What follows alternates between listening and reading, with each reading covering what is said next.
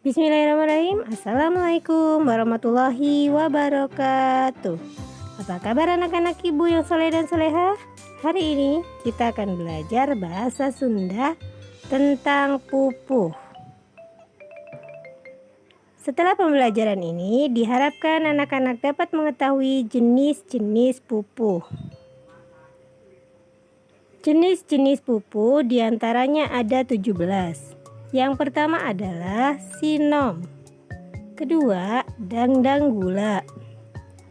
Ketiga, kinanti. Keempat, asmarandana. 5, lambang. Keenam, maskumambang.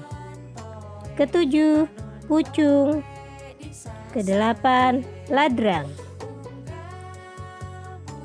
Kesembilan, balakbak. Kesepuluh, pangkur. Kesebelas, magatru. Kedua-belas, curudemung. Ke-13, mijil. Ke-14, wirangrong. Ke-15, gurisa. Ke-16, gambuh. Dan terakhir ke-17, durma. Tugasnya adalah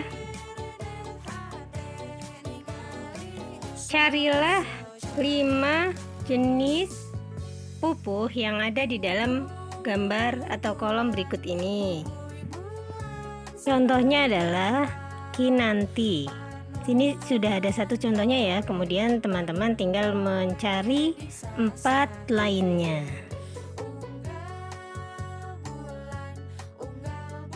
Tetap semangat ya belajar dari rumah. Jangan lupa jika keluar rumah gunakanlah masker dan selalu cuci tanganmu sampai bersih dengan menggunakan sabun dan air yang mengalir.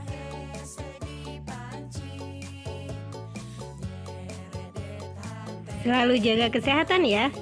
Wassalamualaikum warahmatullahi wabarakatuh.